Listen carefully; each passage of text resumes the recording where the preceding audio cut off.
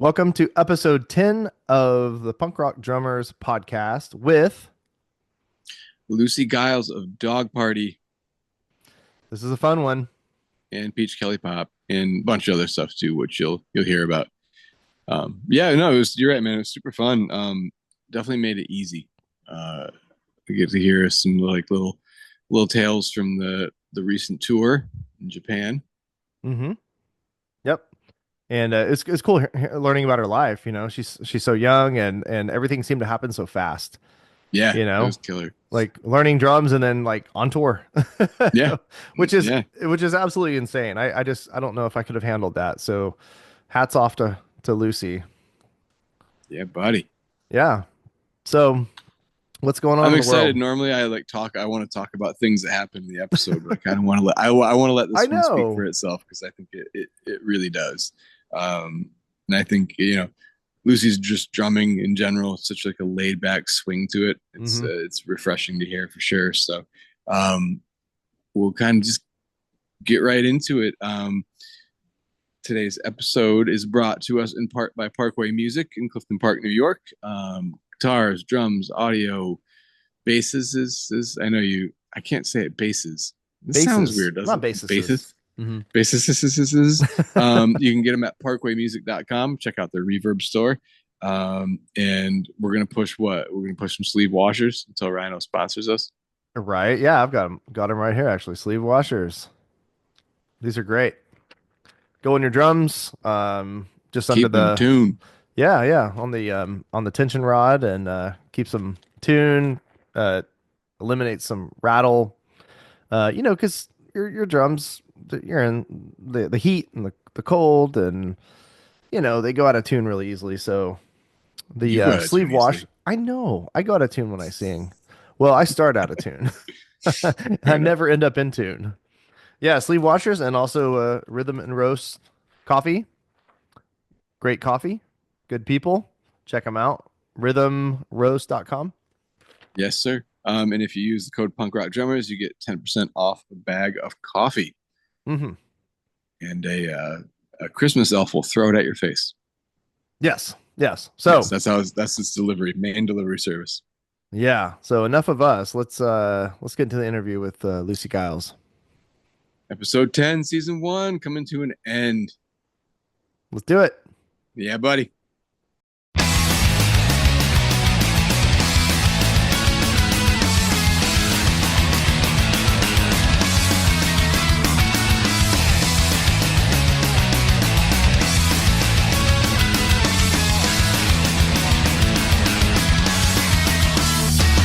I believe I'm blanking on her name. She's so funny.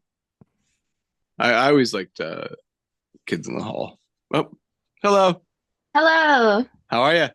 Good. How are you? Good. Are we screaming at you? Sorry. I don't know if Oh, this it's is all good. too loud or not.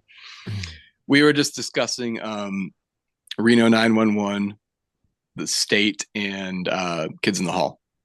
So I don't know if you're familiar with any of those or if we're I've just that heard of Reno 911, but that's just about it. It's all cool. sketch comedy that we grew up on. We'll just get right in Are with we how old guys? fucking old Matt and I for sure. Well, thanks for coming on. That's Matt. I'm Christian. Hi, Oh Lucy. yeah, it's such an honor to be here, you guys. Thanks for coming on. This is awesome. Yeah, cool. I'm super excited. Yeah, did you Good. get enough sleep? You good? Yeah, I am. Okay, cool.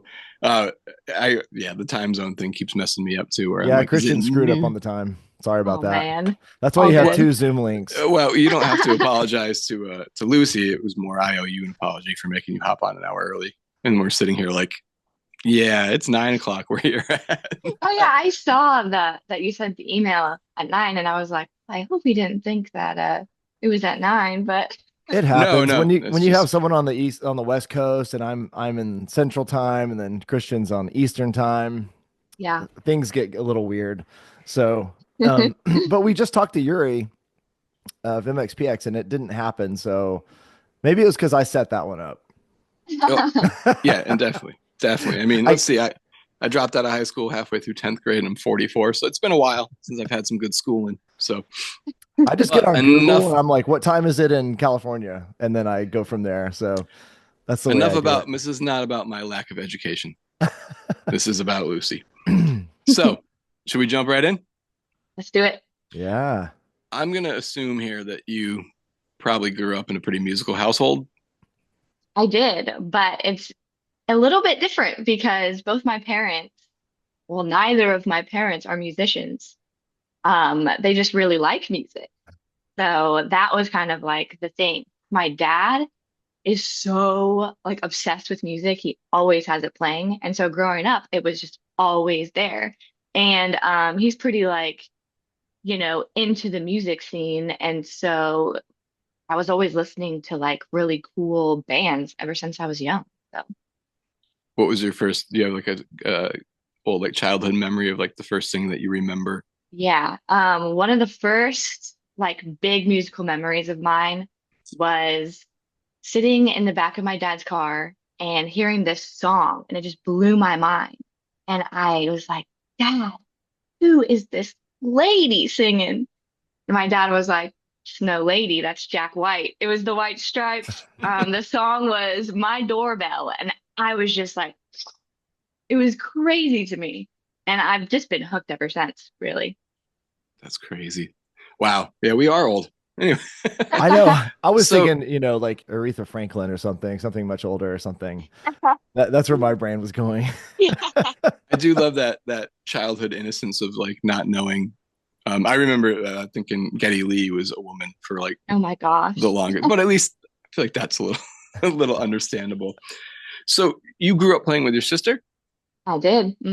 Are you guys super close in age or? Yep, we're 2 years apart. Yeah, we all three of us, I think. I mean, my brother's 18 months older than me. We grew up playing together, Matt, and all his cousins as well. So, Yeah, ha- there's nothing like it. There's no other, like, there's no words that could describe playing music with a sibling because it's such a crazy bond that, like, no one will understand unless they play music with a sibling. you have that like telepathy, right? Like you can. Yeah, straight up telepathy. Yeah, I've been doing that for 30 years with my two cousins. It's so cool. Like I don't even know how it happened, honestly.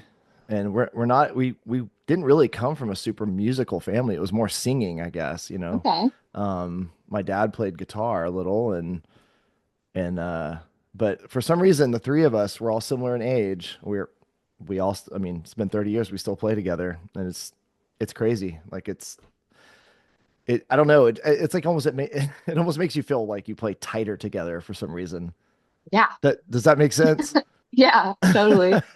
When you play with someone else, it's like just not the same. For sure. I totally understand. So, how old were you two when you first started writing together? Oh my goodness. Well, we started writing songs before we could even play together, essentially. Like, I was just 8 years old. Well, it was a little bit before that. I think it was when my sister was 9, so I was 7. And she actually was in school band, and she was playing the flute, and she had just gotten braces, and there was this crazy like contraption on the roof of her mouth. At the time, they called them expanders. I don't know what they call them now.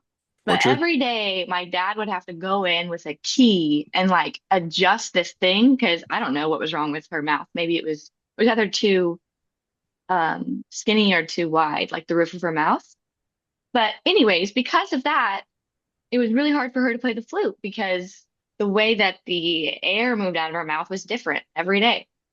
And so the band teacher actually called my parents in one day and like basically kicked my sister out of the band because she just couldn't pick up the instrument. And so my parents had to break the news to her, and she was pretty bummed, because she really wanted to play an instrument. And so my dad, he was just like, "Is there any other instrument you'd like to play?" And it was literally right about then when Green Day American Idiot came out, and my sister was like, I want to play the guitar because I want to be like Billy Joe. Because I mean, who didn't? And so, sure enough, she got a guitar for her birthday, and I just remember being such a little envious younger sibling. Like, what? She got a guitar? Like, it was just like I already loved music so much, like we both did. But then now she was one step closer to making it than I was, and I was like, what?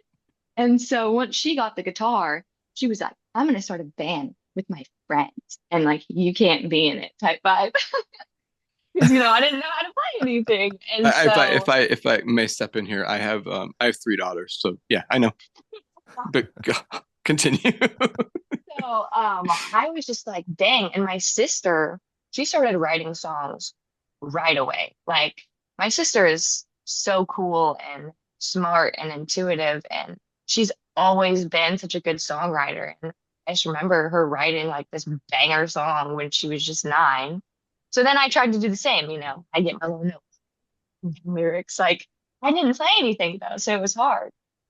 Um, but then shortly after, she had her guitar and she, really picked up on it and was just, already playing away.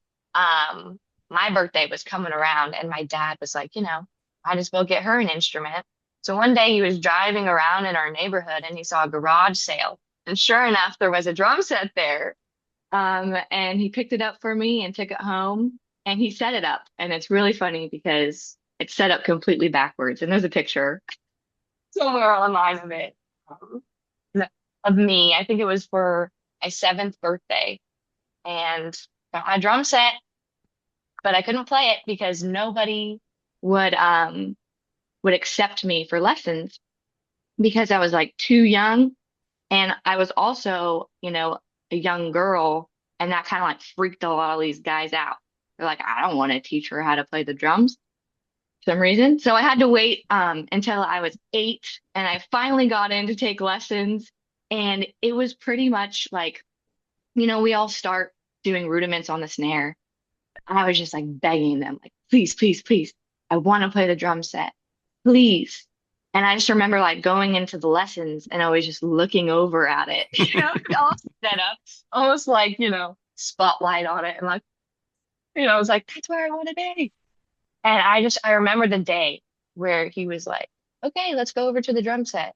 And of course, I had been like, you know, trying to prepare as much as I could with what I had. And so I picked up on it super easy. And once I got that, eighth note groove down, it was like rushed home, like already playing a song with my sister, like songs being written, like bam. So does she go from like you can't be in the band with to like you are the band Yeah, pretty so quickly? she was kind of like a little bit, I mean, my sister is the sweetest thing, and she's never been like mean to me. But she was a little bit like, "Hey, this was like my idea. I wanted to start with my friends." But none of her friends knew how to play instruments other than like, I don't know, maybe band instruments like, I don't even know, clarinet or something, which you could sort of band with that, but no one was like playing like bass or drums or anything. And so I just kind of like fell into the position like, hey, like I'm here, I'm ready. And she was like, okay. You, That's Didn't take much awesome. convincing. I'm giving lessons to an 8-year-old girl right now once a week. And we didn't really start out playing like the boring stuff because I'm always Okay. afraid they're gonna like not come back. So I'm like, let's Yeah. just learn some beats. And I always hope that when she grows up, maybe she'll be someone kind of like you, like this guy, he taught me how to play drums and now I'm in this like huge band or whatever. Yeah, I'm Who also knows? teaching an 8-year-old girl how to play the drums also. And I definitely was like very honored to have this opportunity. Like, whoa, like I remember being 8 and I remember having to go to all these old men who were so strict or like didn't really like, I don't know what their deal was, but I was like, how could I make her experience like different and more enjoyable, but like still teach her like fundamental techniques? You Right. know what I mean? I'm old, yeah, but I'm not strict. That's great. Because I had a lot of, I didn't have a lot of teachers, but I had a good handful that were just like, I look back and I'm like, really? Like, that's how you behaved? Like, bruh. Like, I was such a unique kid that I just had this like burning passion to play. Like, even though, like, I feel like if I was like some like run-of-the-mill kid, I would have tried to play and been like, oh, this isn't really working out or whatever. But I just was like, I have to play. Yeah, you had it. And You had the passion. yeah, and so it's just crazy, looking back. I remember my drum teacher, my first, no, my second drum teacher, um, he was the one that taught me how to play on the kit. And, I rushed home after that and basically, finished writing like three songs with my sister because I like knew how to do more stuff. And our first ever like performance was at the school talent show. And that teacher went because that was the school that he taught at. And after the performance, he came up to me and he was like mad or like annoyed. And he was like, I saw you, you know, opening up your hi-hat like during the groove, like and closing it. I didn't teach you that. Like, where did you learn that? Are you like going somewhere else for lessons? And I was like, oh my God, no. I And mean, I you're you a just can't like learn stuff on your thought of own. it. Yeah, well, also you're a child, and that's a I know. grown ass adult. Mere That's child.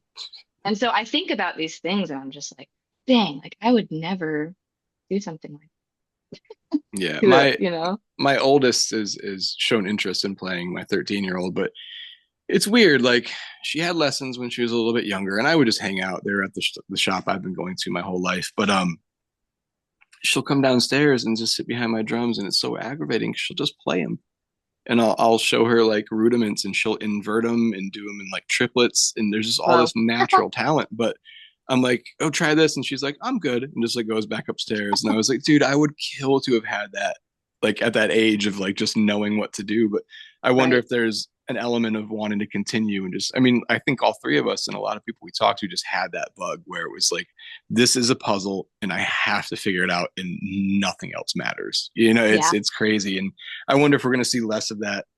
I hate saying stuff like this, but I feel like there's so many other distractions outside of it where like we just had that was it.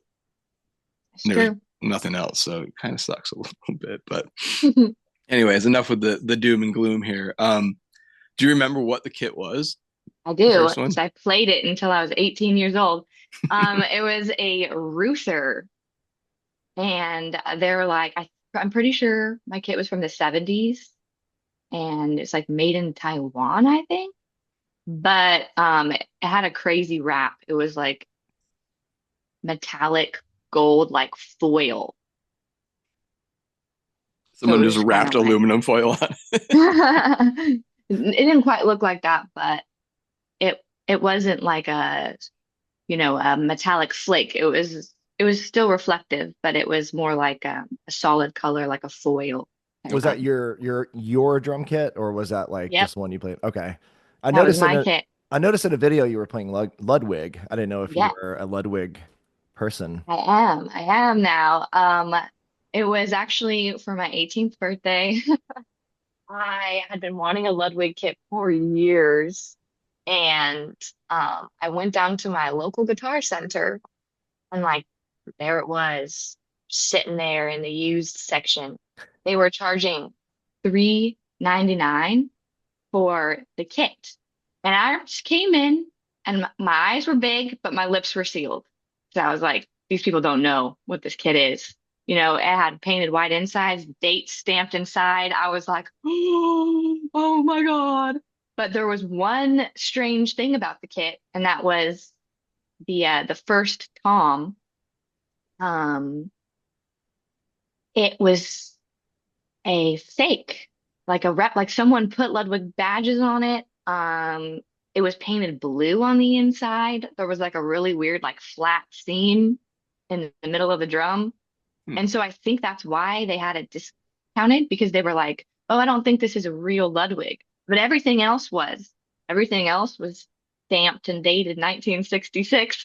And so I was like, oh, I need this. So basically, I got it for my 18th birthday. And I was playing that kit for years up until last year when I finally got my first ever brand new drum set. And I really do like my new kit. I love it so much, but I just love vintage drums also because I love like all things vintage. And it was very, very cool. I'm very lucky to be a Ludwig artist. and I've gotten to meet the fellas over at Ludwig. And my guy Uli, he rocks.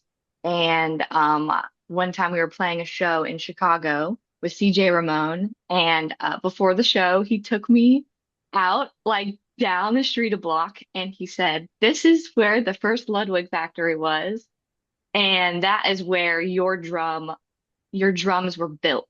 Wow. And so I actually brought my rack tom to the location and I took a picture with it. It's just crazy. That's awesome. Man, And what a that kit sweetheart. sounds amazing. Yeah. CJ is such a nice dude. Oh my gosh, he's the best. I saw him. I actually saw it was Kepi and Mhm. Mean Jeans in the city a few years ago now, but CJ just popped in and he and I had talked about a very specific guitar on Instagram through like DMs 2 years before that. And I was like, "Hey man, I'm Christian. Nice to meet you." And he's like, "Are you the one that was talking to me about the Elsa?" And like remembered the whole conversation. I was just like so blown away. That's what I think always like kept me loving punk rock and all its like little offshoots of just like never had a bad experience before. Like Yeah. everyone's always so nice. So So that's much killer. family. Yeah. So okay, I'm the gear nerd here. So Hmm. before we stray too far, I have 40,000 more questions. So Ruther, correct, was the Yep. first one. So I'm pretty sure those were like a member of like the Maxwin Pearl kind of thing, like those stencil I kits have where heard that. Hmm. so like they would just make them in a factory, sell them to drum makers. Drum makers would throw their labels on them, and Okay. that was that. And it's funny too, is I have, well, I wish I could show, actually, you can see it right there, maybe a little bit, that bowling ball blue Oh, yes, yes. Ludwig Hmm. Tom. So that was bought in a kit, kind of the same thing. And that was the only one that had the white interior with like the re-rings. So that's like a real one. And then the rest of it's just like Frankenstein, all Ludwig, but definitely not as nice or as cool as yours are. So I get really psyched about this I stuff. don't remember hearing about Ruther. Like, I don't know how they didn't get on my They're pretty radar. rare. Like I've That's only why. ever seen two other Ruthers in the wild. Like one Really? time, very randomly, I was at a show and someone just like brought one out, and I was like, wow. And then one time I was in a very random practice spot in Fullerton. No, Pomona. And there was like randomly like one like shoved in a closet. And I was like, what? And I like went in and like peeled it out. Wow. I can see the badge. I'm pretty sure like Yeah. circle with a I'm gonna blue have to look R it up. and the yeah. I'm such So a dork. Jeez. mine, since they're like pretty old, it was actually a like black rectangular badge and it says like Ruther kind of in like a cursive style script. I'm Yep. looking them up Actually, right now. Ruther drums. Yeah. Oh, Reuth. Hmm. Yeah, let's see. I'm gonna go to images. Let's see. Okay, yeah, those are cool looking. Yeah. It did you was a cool drum set to have. I did you still have keep them. it? Oh, I was gonna Of say. course. Yeah. I did Yeah, all my touring as a young person on that kit. always keep your stuff. I've made the Yeah. mistake of selling old drum kits when I was a kid, and I No. regret it so much these days. Because Yeah. I'm a Yeah. drum nerd I will now with a never. studio, and I want to experiment. And I'm like, man, I wish I had that kit to experiment with Yeah. now. When So, my Totally. drum teacher retired when I was like 13, he sold me the kit that I was learning on, which was a 70s citrus mod. And I was Wow. like super into Sepultura and like Megadeth and Metallica, and I got rid of it for like a 14-piece chrome Tama that I had no business owning. No. And like, that Tama is still worth the $300 I traded that kit for, and the kit I traded for it is worth like 3 grand now. So lesson learned there for sure. yeah, keep all Absolutely, your stuff. yeah. So I guess that'd be a good transition into touring. And when did you start? Oh, yeah. So I started when I was really young. I started touring when I was 11 Wow. years old.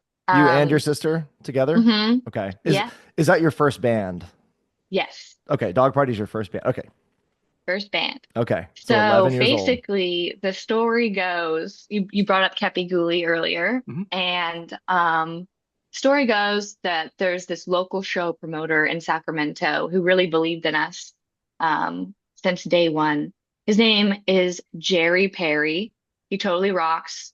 And for the longest time, he would throw like a birthday show for himself every year. And one year, I think I was in like sixth grade or fifth grade, something like that. He invited us to play. It was at this bar. We would always like play bars when we were like super little. It was at this bar called Old Ironsides in Sacramento. And luckily he was able to get Kepi to play because Kepi's always gone doing something. And that's when we met Kepi for the first time. And I think that both me and Kepi were like mutually blown away. We were just like, he really liked Dog Party. And I was like, whoa, at him. Because at this point in time, hadn't really listened to any punk bands. Like my dad was really into the 2000s rock revival and stuff like that. So I was listening to like punk adjacents and stuff.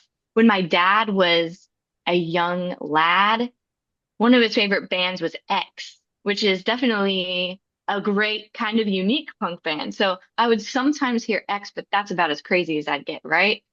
And when I met Kepi, he gave me, I'm not joking you, a stack about this big of all of his CDs that he's like pretty much ever made. And he's like, here you go, kid. And I went home and I was like putting them in the CD player, like, I gotta hear all this stuff. They're like half your And height at that point too. that is when I was like, oh my God, like that really like spoke to me. There was something about it. It was like the high energy, the fun, and I don't know, just something about it just really like lured me in. And I remember on one of the CDs, the Groovy Ghoulies Monster Club, there is a Ramones cover. And I had remembered hearing about the Ramones because we, of course, as an early band, you cover Blitzkrieg Bop. I just feel like it's a Yeah, natural rite thing. of passage.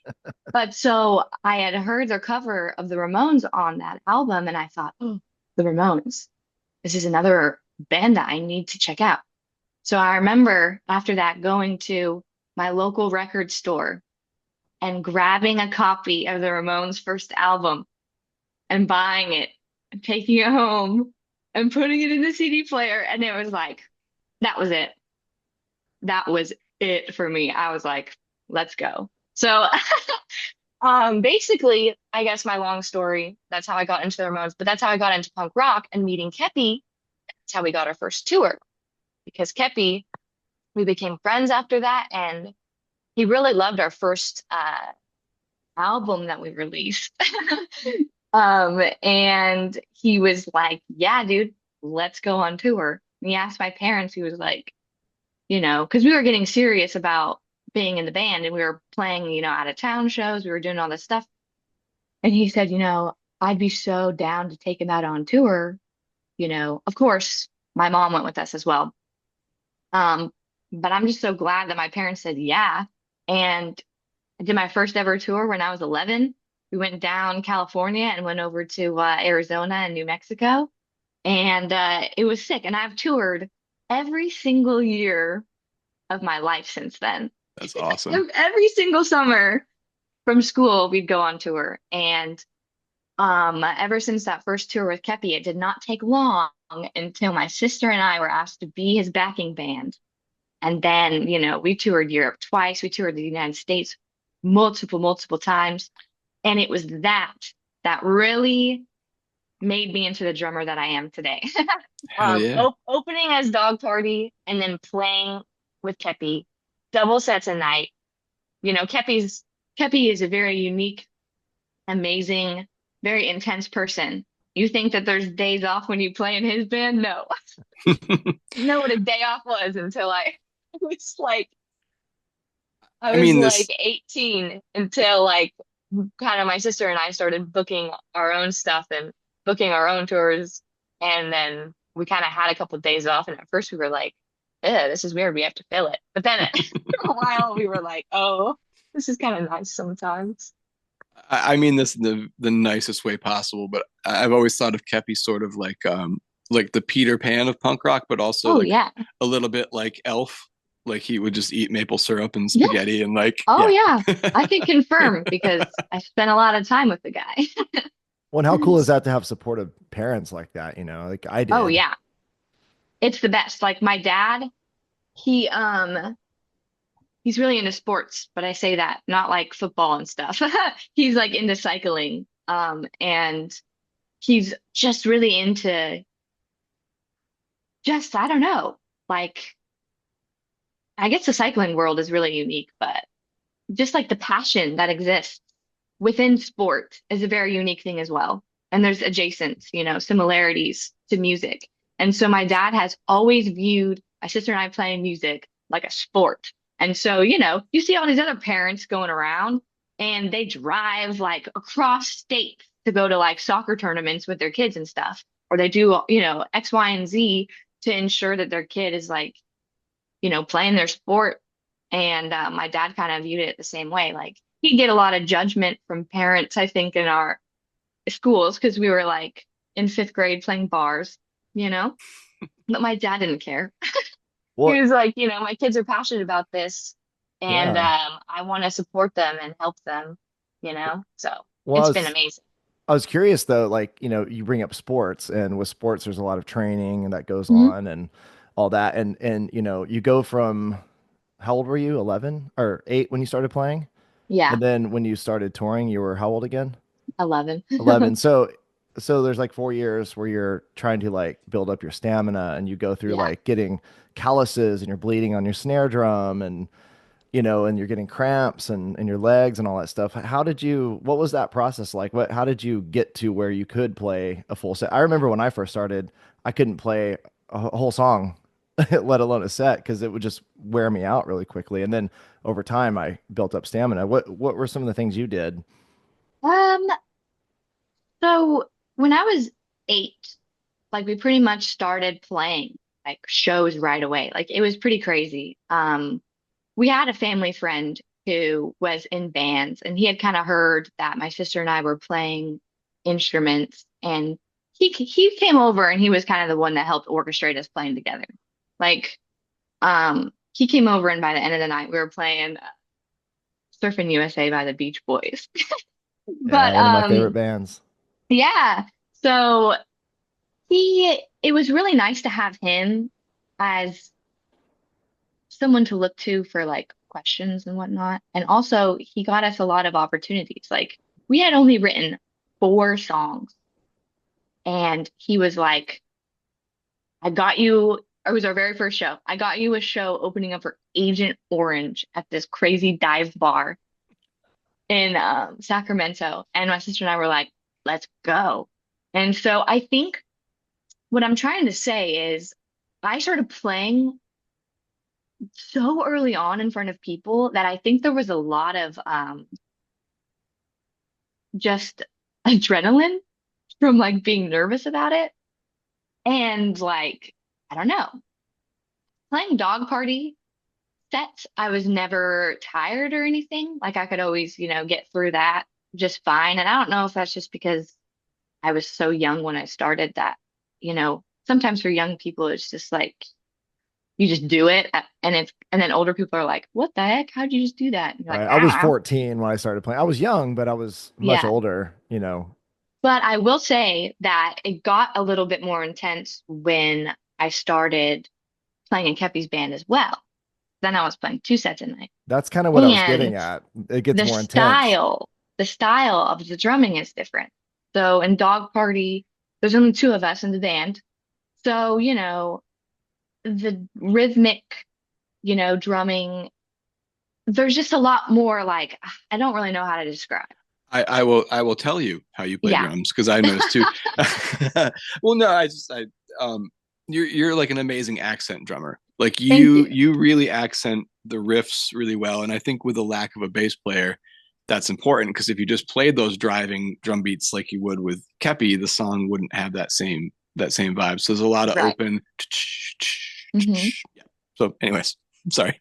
Yeah, exactly. You hit the description right there. I'm doing a lot more like accent stuff and I'm not playing like the same style. So when I was playing, that Ramones chord drum style, I was like, "Oh my God, this is different. I like need to get my chops up a little bit." And there were times I was really tired, but I just had again like adrenaline like going crazy because I was playing the drums for like one of my idols.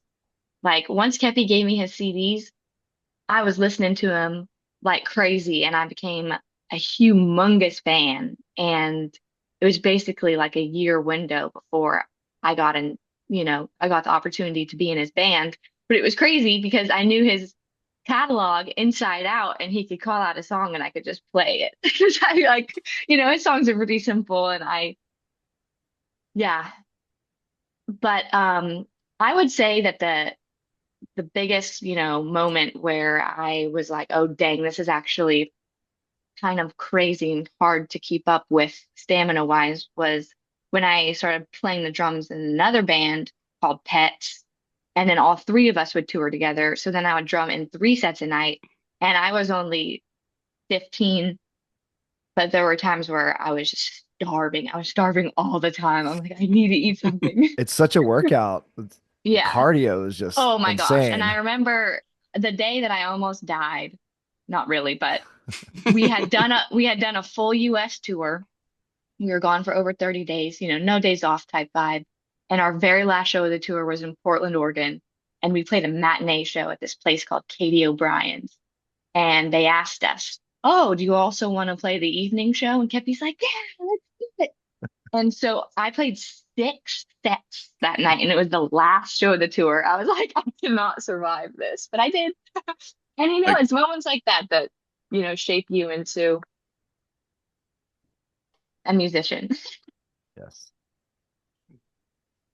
so okay, sorry. Matt and I tend to talk. Well, I tend to talk over Matt after whoever's on asks questions. So No, now I I wait, talk and over now Christian. now I make these weird pauses. So um, I did want to ask, like, growing up with your sister, I've noticed that on some of the early albums, correct me if I'm wrong, but like it's Gwen, correct?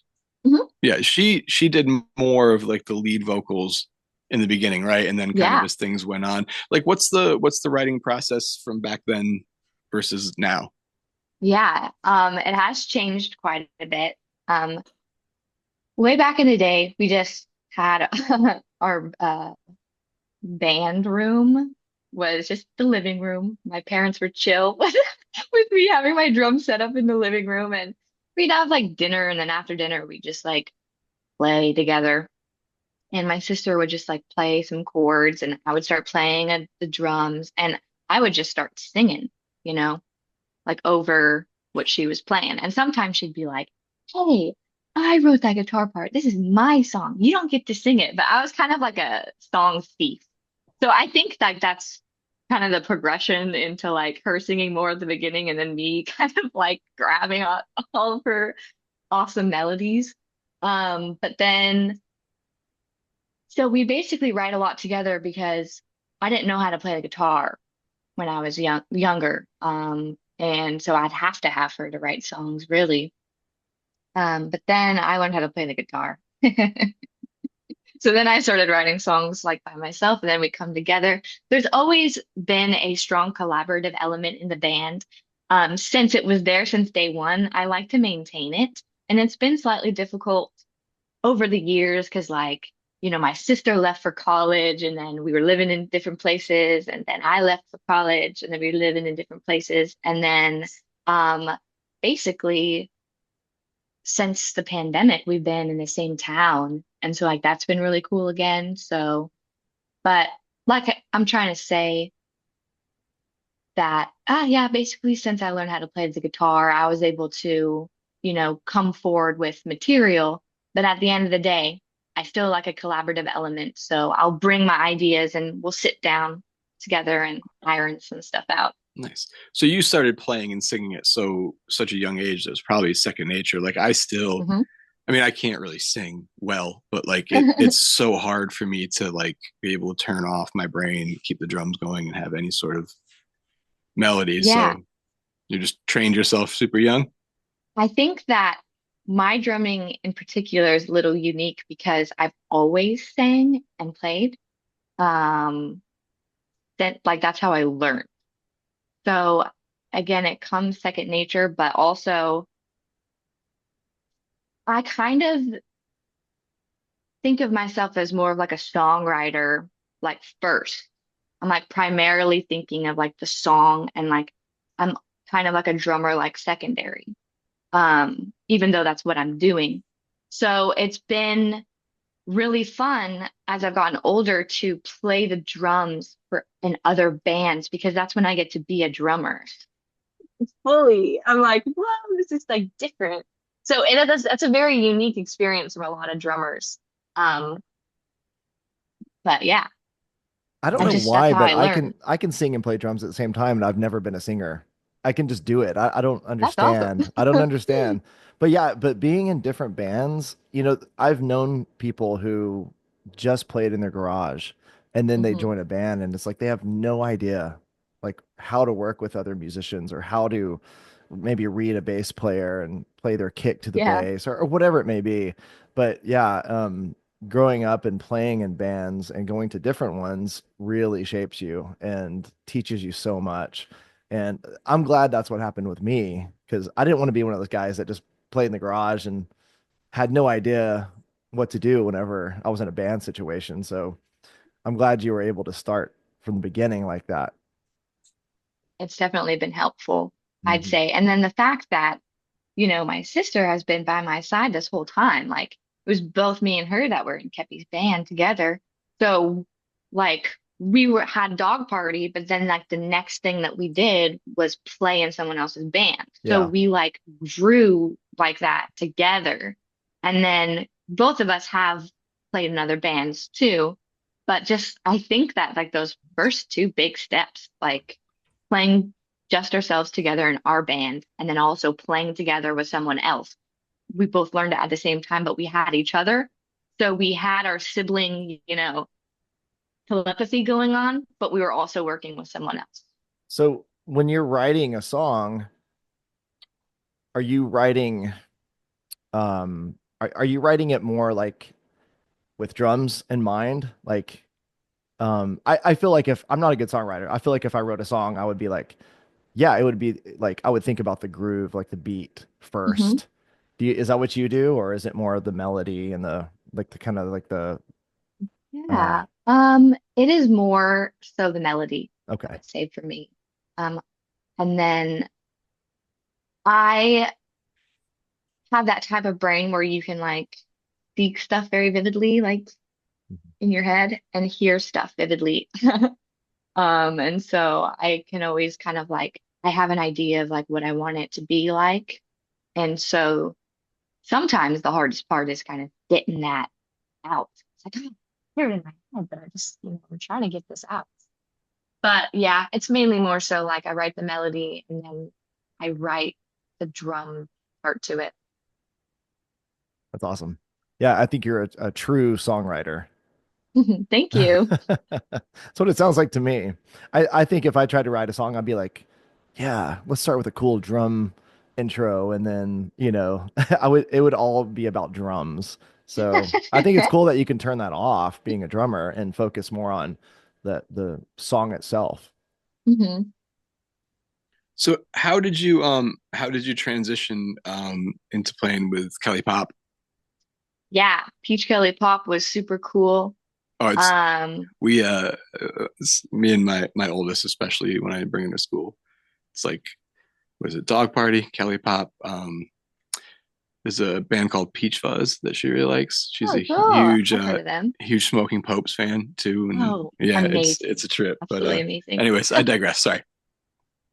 It was a really cool opportunity that I believe that Mike Park was actually involved in this, which brings up a whole other can of worms. Asian man family. So Allie from Peach Kelly Pop, she wanted to plan a Japanese tour and she wanted to bring an all-girl band with her. And so she was kind of like making some phone calls trying to figure it out. And so she called Mike and said, "Hey, from what Mike tells me, hey, I'm looking for a, you know, a punk rock drummer that can play the Ramones really well and can like be a road dog and is like, you know, they can rise up to the occasion basically and like tour." And Mike was like, "Yeah, I know the perfect person. Her name's Lucy." So then next thing you know, I'm getting, my sister and I got an email from Allie, and she offered both of us, a position to be in the band for this tour, and my sister on lead guitar and me on the drums. And it was just so much fun. I mean, Peach Kelly Pop has always been around in the scene, you know, around Dog Party and stuff. We've played a couple festivals together. I've always heard of her. I always thought she was super cool. And it was just thrilled to be able to be in her band, especially like genre wise.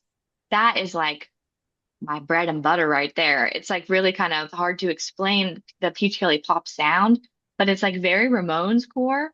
But then it's also like it has this really cool like 60s vibe, but then also has like this sporadic like Misfits vibe. Like you don't know what's gonna happen. Yeah. Oh, And there's so it's so interesting. like a little bit of Kinks Yeah. kind of, but like I just love like the lo-fi and how I mean I think is her name Kelly?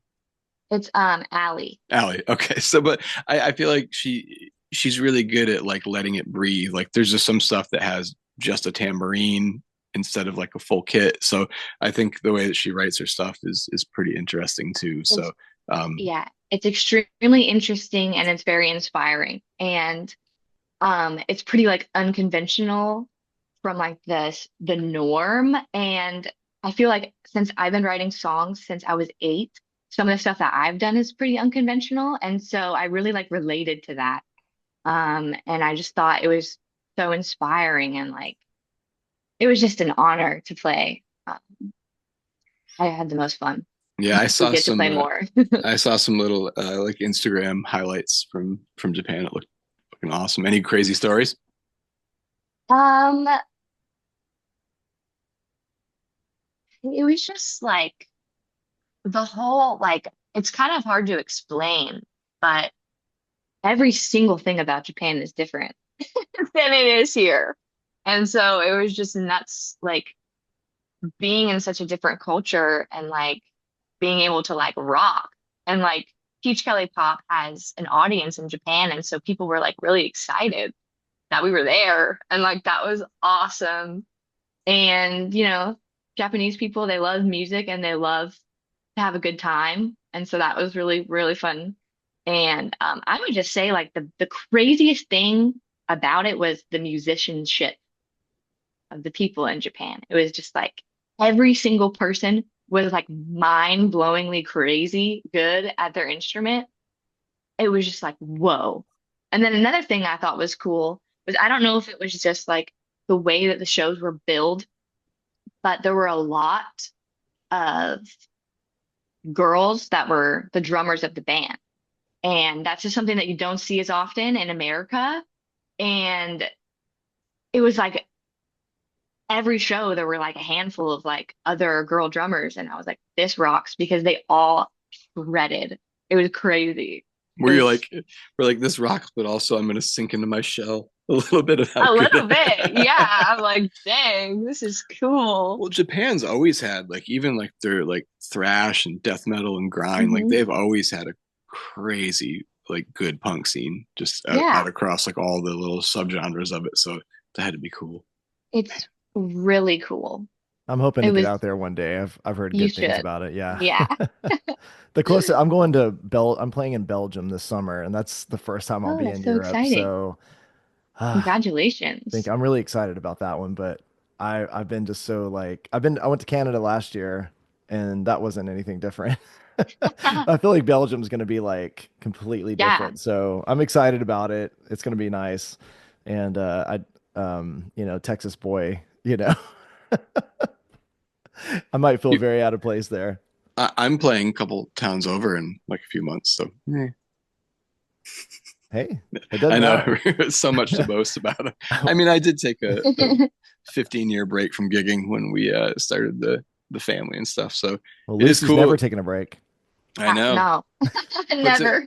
go back to like, I mean, this is we're getting like I don't want to get too deep, but some of the gentlemen I was in last band drumming with had passed away since. So we're coming up on 15 years, and we're gonna do like a little tribute show. So it's kind of cool. Like That's I'm awesome. going right back to where I left off playing Whoa, out. that's So cool.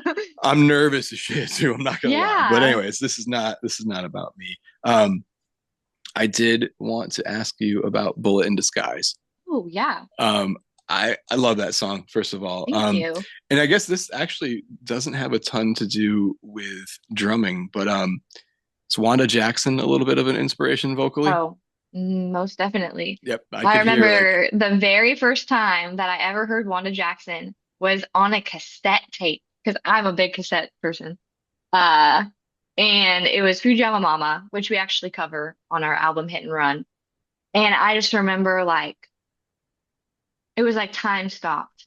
And I was like, no way. I was 18 and I was like, this is the first time I've ever heard someone sing that's like kind of like how I sing. I was like, whoa, this is amazing.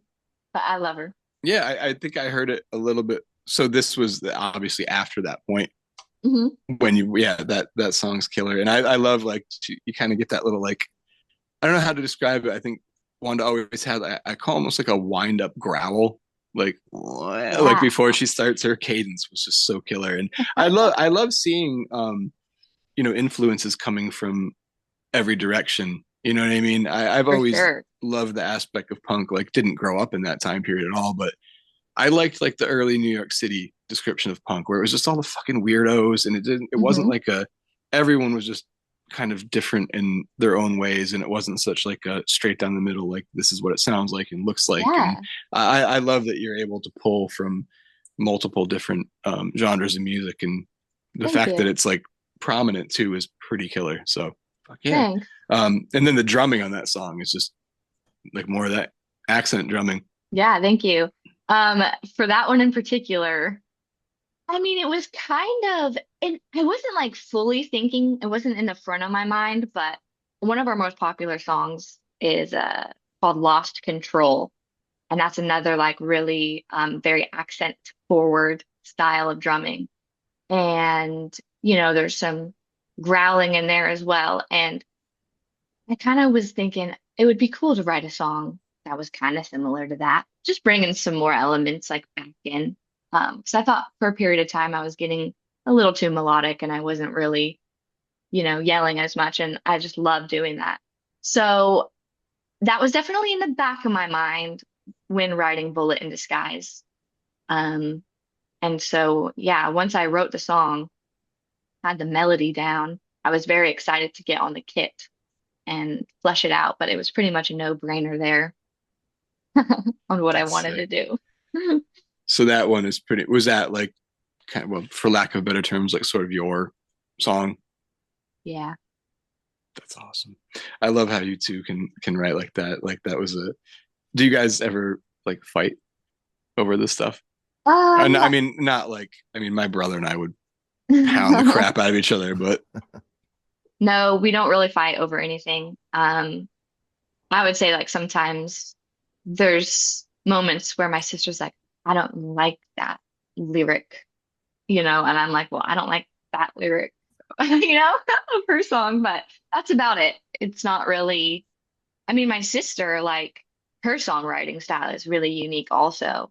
And so I think it's really cool that you can have like the two of us and our songs, they're a little different, but then they come together. And especially with like our harmonies, that there's always like thing aspects about them that tie together.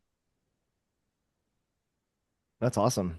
Um, yeah, so there's something I want to ask you about, and I'm very jealous. You toured with Green Day. Yeah. So Trey Cool. So I was 14 when I started playing drums. It was 94. That's when Dookie was, I always hate saying that's when Dookie came out, Yeah. or that's when When Dookie was Dookie came out. released. And that was like basically the album that made me like, I want to play drums. I Yeah, want to play just like that. And I've met Trey. I met Trey on the streets of Austin during that's South by great. Southwest one year. And he was really cool and everything, but he's my number one, like him and Bill Stevenson, and of course like Dave Grohl, like big influences on me. And how cool was that to be able to watch him play every, I don't know how long you were on tour, but just being Yeah, able to watch him play like that, I would have given anything. it was absolutely insane. Um, the tour that we got to do was Green Day describes as a club tour, but it was small theaters. So it was very intimate and just crazy, crazy, crazy, crazy cool. But I remember specifically the very first show of the tour. I believe it was in Columbus, Ohio. And I got to stand in the barricade area and just this like wave like rushed over me. And I was like, this is what I want to do, which is crazy because as I've described this whole entire time, I've had that moment where I've said that this is what I want to do. That's all I want to do. But it was really then that I was like this is like on some complete other level. Like the magnitude of what is going on at a Green Day show, like that is just undescribable. Like you would think that those three are triplets, like out of the womb at the same time, maybe even. Right. Like that is how strong their connection is. And Trey is just like a powerhouse of a drummer and a guy. Like he's crazed and it's really cool to just like see him like on stage off stage like it's the same and so it's very like genuine when you meet someone like that and like but there's still the human element. I saw like a bit of a human element out of the guy, which was super cool too. Like on that tour, it was when they had released Revolution Radio. And there's like this crazy drum solo in the song Bang Bang. And I remember he would look so nervous before he did the fill. And I'm like, I caught you. I caught you being a little nervous. Like you're still a human guy, you know what I mean? Even though he's like just wild. It's so cool that you had that. So I had the same experience you did. I saw him, told you I'm kind of old. I saw him in 95 Oh, that and rocks. it was the Insomniac tour. And that was the loudest tour. They were touring at the Riverdales.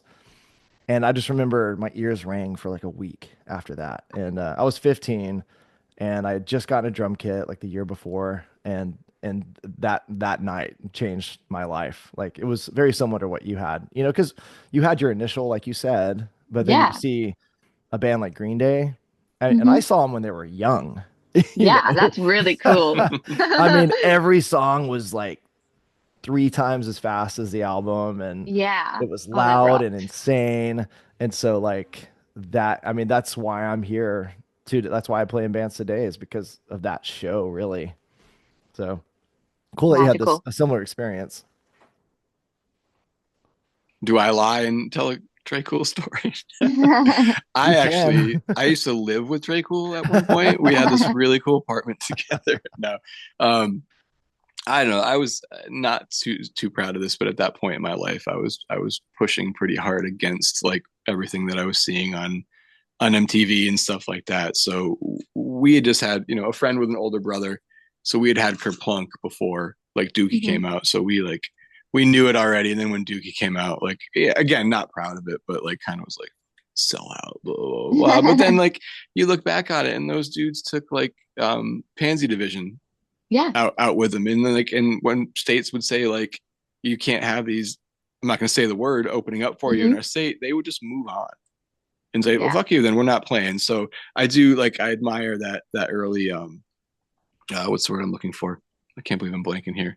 Like just the like the backbone that they had to like stick For with sure. their friends and stand up for that. And I think bands like that are necessary. I mean, how many people got into it from listening to them? Yeah. And it holds true today, which is, one of the most admirable things about the band as That's well. the word. That's the word. So, it's just like being having such an opportunity. I had just turned 18 years old. I had just gotten my first Ludwig drum set. I was like, dang, and now we got a tour with Green Day. Like, whoa. It was a great year for me. But anyways, it was just very cool to be able to see such a large band like that. And they had to like, you know, um they were, I mean, they play stadiums and stuff, but they were playing these smaller venues. And so to see like their like whole team of people like working around them and like really like making sure that these shows were going smoothly. And it was just cool to see all the people that they had in their team. And that was one of the most important lessons I learned in this industry is that you have the power to make your team of people around you. Like they had people working with them that had been with them for like 30 years, you know, and they have people around them that they like to be around. They have people around them that believe in them and are there for them. And, you know, that is what's important. And I feel like in this industry, it gets a little crazy with all that X, Y, and Z. But at the end of the day, you got to bring the punk ethos back into it and just have the people that you want in your corner, you know? Yeah. Oh, for sure. And you also want people who are like doing your sound and all that stuff Oh, yeah. who like want to hear it. I got some buddies in Bouncing Souls, and they just came around recently, and like I went out and I hadn't seen them in a while, so I went out and like we all had breakfast together and stuff. And then I'm like watching the sound engineer is just singing along to all the songs. Oh, He's just that's still great. so like everyone was just pumped to be watching their friends play music, and I think that's Yeah, part of it too is like bringing people up with you when you're on the way up, and those people the same they'll catch you when you're on your way down. for Yeah, sure. that's awesome. That's important. I wish people did a little bit more of that these days, you know? Yeah. Uh, Okay. I So, I oh, noticed. Oh, go ahead, Christian. no. I was You gonna go. say I noticed when I think I was looking at your Instagram. We both are endorsers of London Drumstick Company. I love it. Love London Drumstick Co. I love They, them. you know, I the feel of the stick is so important, Yeah. especially if you're playing fast and stuff. Hmm. And just, just what I love to do. And there's not a stick that is more comfortable in my hand than the London Drumstick Co. And I'm not just saying that. Like when I got my sticks in the shipment the first time years ago, I was a little bit worried. Like I was like, here we go. Like this is my first time playing. I'm like, what if I don't like them? Like, because I don't like to stand by something that I um promote something that I don't stand by, And I was just like, this rules. Like, this is the best drumstick I've ever used in my life. And so it's just great. I love them. They're great folks. And I'm an artist and I love all the artistic elements of just like being able to create really anything. But bands are a part of that and aesthetics and stuff. I mean, Jack White being one of my biggest influences, like, that is so cool. And so the fact that you're able to customize the sticks and they're so cool about it and they like want to make sure everything is how you want it is just very rewarding and great. Love them. Yeah. Same when I got my first shipment and I was like, it was like the Wayne's World, like, I'm not worthy, I'm not worthy. But yeah, they're super cool guys, and gals. What size do you play with? Yeah, I play with 5A. Five, okay, Hmm. okay. And I think they're all hickory, aren't they? I don't know if they have oak. I was always an oak guy. Mm, yeah, They, mine are hickory. yeah, because oak, I noticed they wouldn't, my hickory Zildjian sticks would go like this. They would like peel off. Haha. And then when I started playing oak, they would just like chip off. And I was like, oh, Okay. yeah, yeah, these last forever. But my London Drumstick Company hickories don't peel for some reason. Yeah, I have the greatest time with them. Like, I'm not a big stick breaker, but when I do break sticks, I break the tips, Yeah. just because of how I play.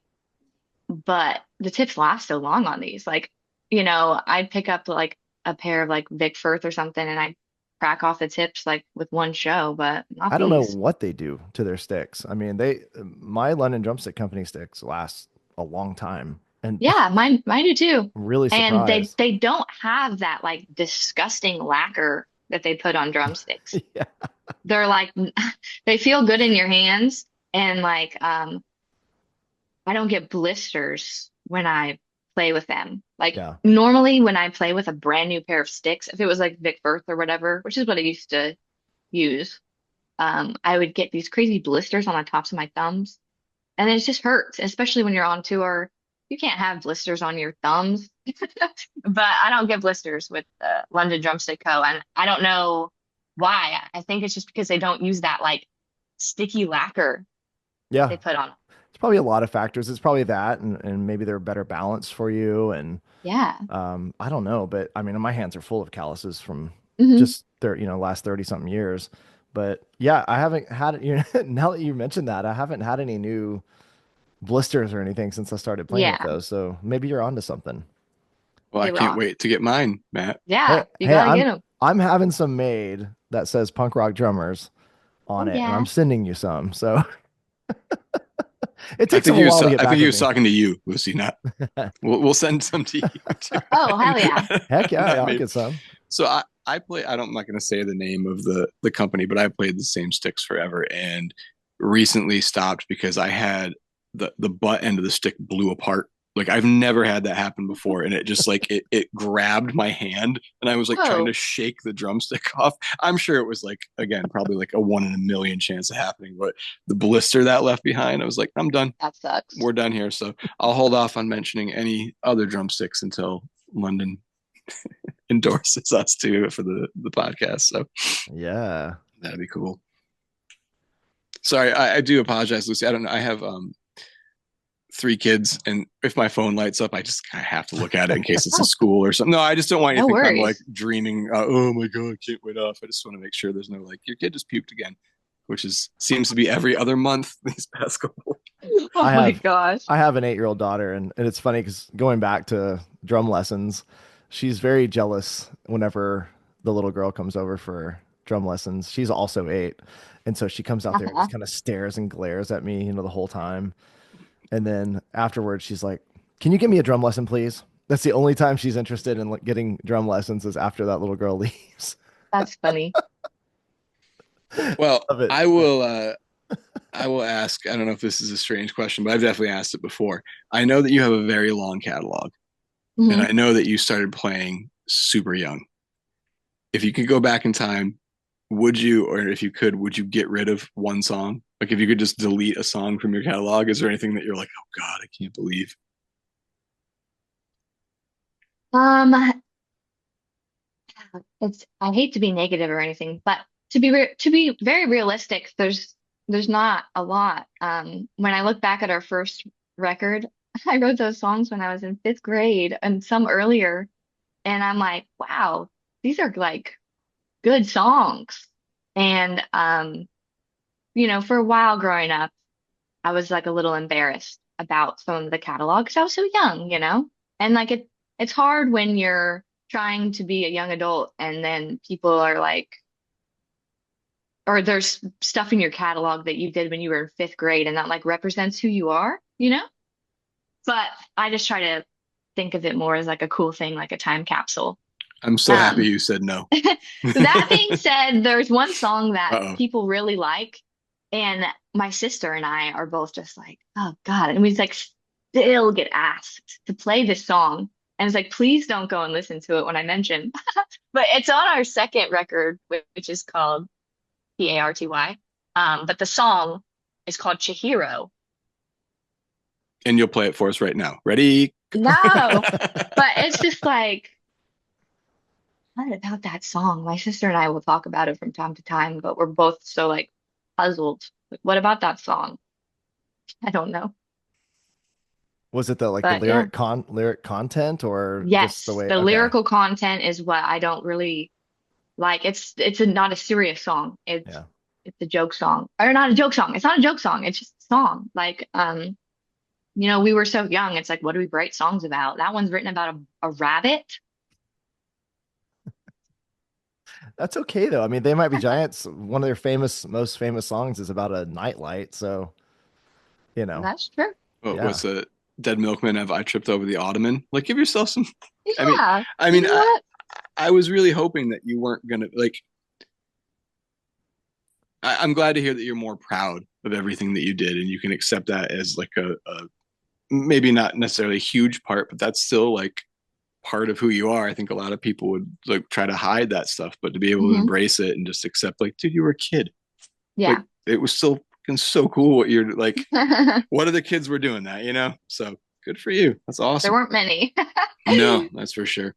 I catch my girls writing songs together, and I'm waiting for like That's the awesome. inevitable like "fuck you, dad" song. Which, if all three of them can bond over their hatred for me, I'll take it at this point to stop fighting with each other for 5 minutes. But um, well, Matt, how do you feel, buddy? I felt, I've been sick all week. I feel this is the best I've felt all week, if that's what you mean. No, I meant like, did you have more questions? Yeah, well, I kind of wanted to I know we're coming up on we're at a little over an hour. I wanted to ask about I'm not the biggest gear nerd, but Hmm. I'm always interested in like pedals and cymbal choices, Hmm. especially like I go through pedals because I think my biggest weakness is my foot, is my right foot. Mm. And especially like when you're in bands that play fast, like kind of no effectsy stuff, it's like I'm not the greatest. So I've been going through all these different brands, and I just bought a DW 9000 to see if that would help me. What is your choice? What do you feel most comfortable playing pedal wise? Yeah, I am a tried and true DW 5000 Okay. person. Yeah. I love that pedal. I've had a couple. Um, I think it's great because it's just super like well made. Obviously, the DW line is, but the 5000 in particular is pretty simple. It Mhm. gets better than the 3000. Always use a double chain too. No, no singles over here. Agree. But the 9000's a little much. Is there a 7000 too? There I could don't be. know. There I don't know. probably is. But I mean, I definitely see the appeal of the 9000 and it probably works like super great for a lot of people. But for me in particular, that DW 5000 is the porridge that's the right temperature. Yeah. I think I have a 3000 and the 9000. I think I skipped the 5. Five But is cool. It also has red on it. yeah. Cool I think the aesthetics. 9000 is all silver. Yeah. Yeah, there's no red on that, I don't think. I just got it like 2 weeks ago and I haven't really looked at it because you know, it's under my foot. Yeah, But I'm kind of weird about the pedal. I've always got to kind of have mine. Took mine to Japan, even though they said, "Oh, you don't need to. They have great backline." I was like, "Nah, I'm taking my pedal." I'm I like, made that mistake last year. "Yeah, you got to have it, or Yeah. else I didn't some take my problems can symbols. happen." Ugh. Yeah, I'm super weird about my pedal and my clutch. Yeah. Yeah. You I got to don't have a like playing nice other people's clutch, no. Nope, because and then I it'll hate slip. when the hi-hat rod, like for some reason, there's like two sizes, and sometimes it like won't work, and I'm like, ah. But I always like to play my own drums. Yeah, Oh, for sure. when y'all were talking about accents earlier, were you talking more about like hi-hat accents or like cymbal or I think it's more just like, um, no, I'm not really like accenting like little like, I'm more like emphasizing mm, like certain stuff that's going on, yeah, that makes I would sense. say. Yeah, Yeah. because I think of like a drummer like Trey Cool. He does all those little Hmm. hi-hat accents Yeah. while he's Hmm. playing. He does a lot on Nimrod, especially Yeah. Oh, like I'm a Scattered. Nimrod girl. I'm a Yeah, me Nimrod too. girl. That's the best Green Day album. Yeah, it So like is. Yeah, the it's my song favorite. Scattered. Scattered, Yes. one I of the mean best. he does all those little hi-hat um accents, but he also it's funny because he'll play kind of close it, but he'll open it up, Oh, too, yeah. like kind of in the middle of the verse. He'll Hmm. still open it up Yeah, yeah. a little bit, but still has that chunky, crispy sound too. I don't know how he does it. And I've been trying to replicate that my since I was 14. Yeah. And so those are the kind of accents. I didn't know if you did anything like that. I think that's cool. I don't see that ever. I don't see that ever. And if I do a Green Day cover, people always say, "Oh, you did the accents." I'm like, yeah, that's how you play it. But if you look on Oh, any video online, they're like, yeah, this is how you play this Green Day song. They don't they play like the most vanilla way. So yeah, I think those accents are cool, you know, when they're incorporated into music. I just don't hear it much anymore. for sure. I think I don't know if radio likes stuff like that.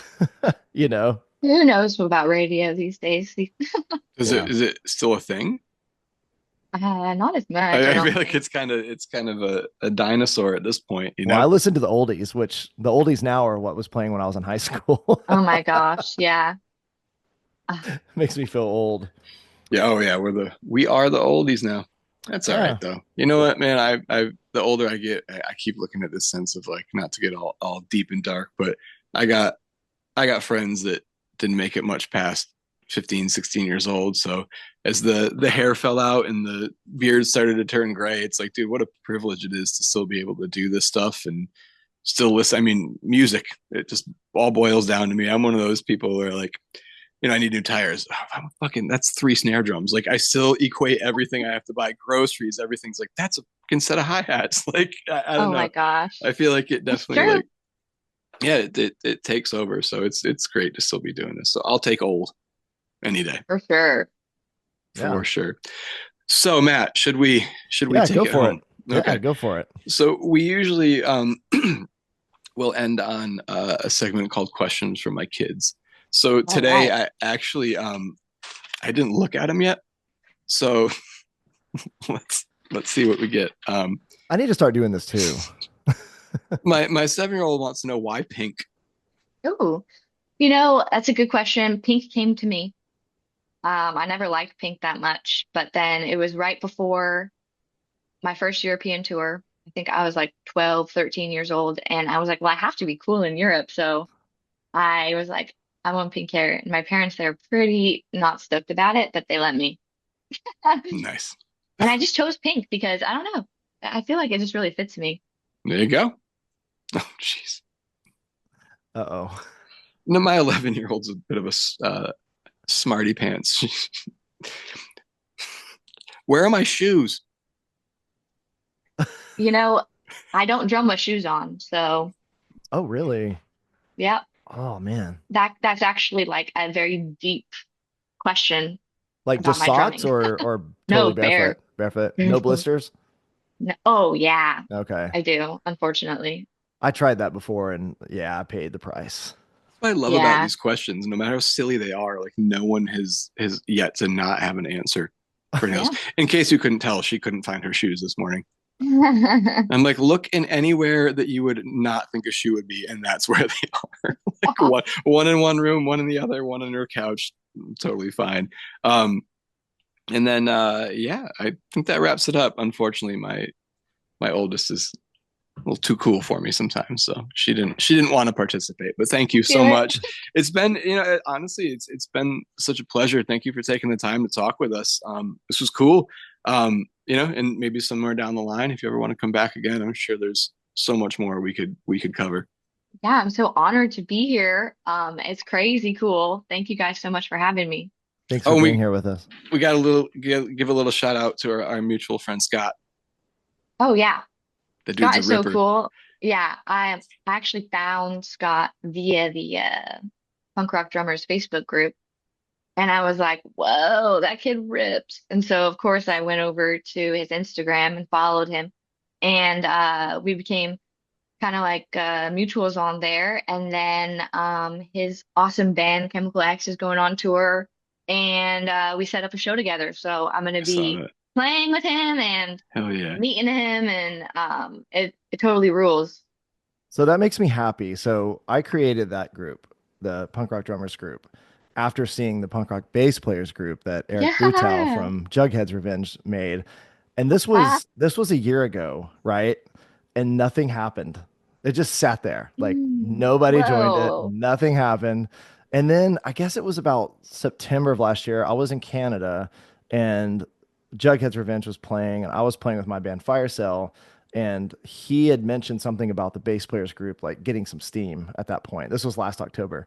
And then all of a sudden, people start joining the drummers group. And then it just took Wow. off.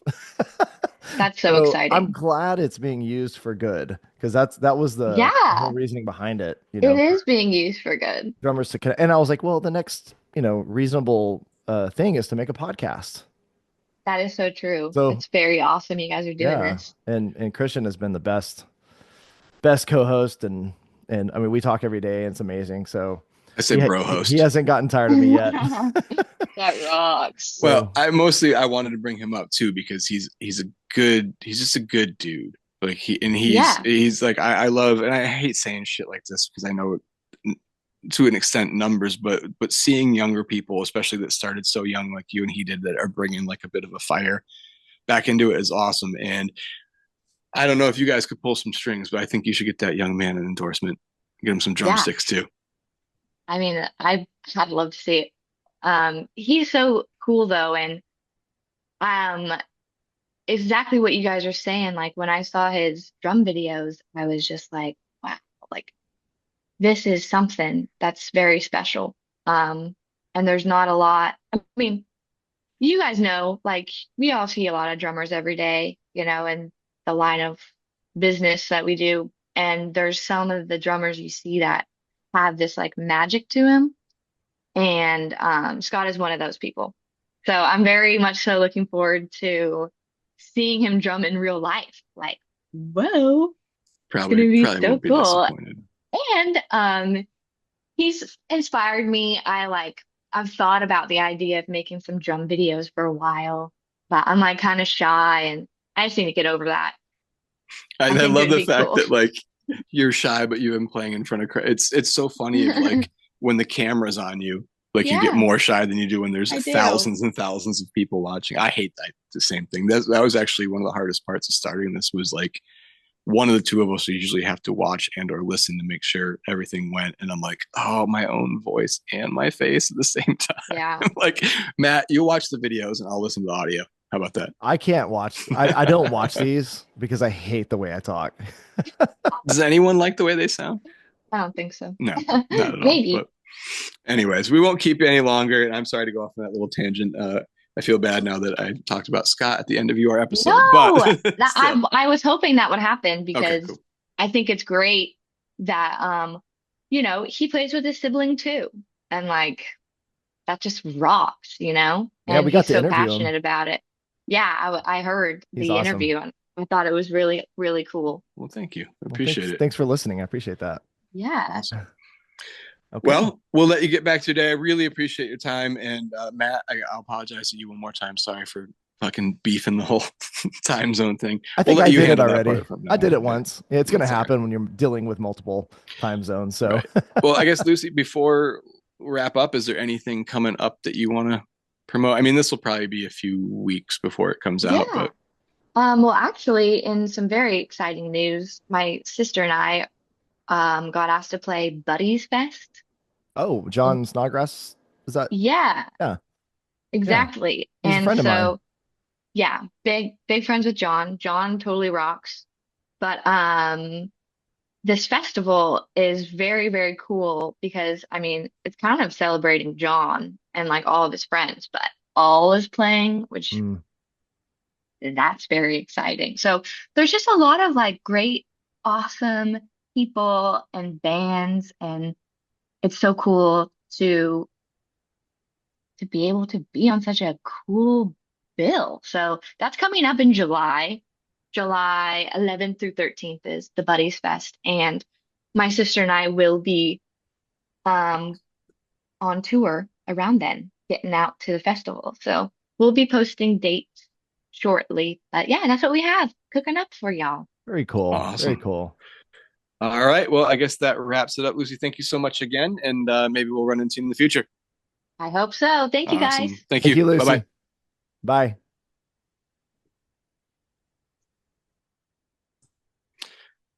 All right. Well, that went well. Yeah, I'm going to stop recording.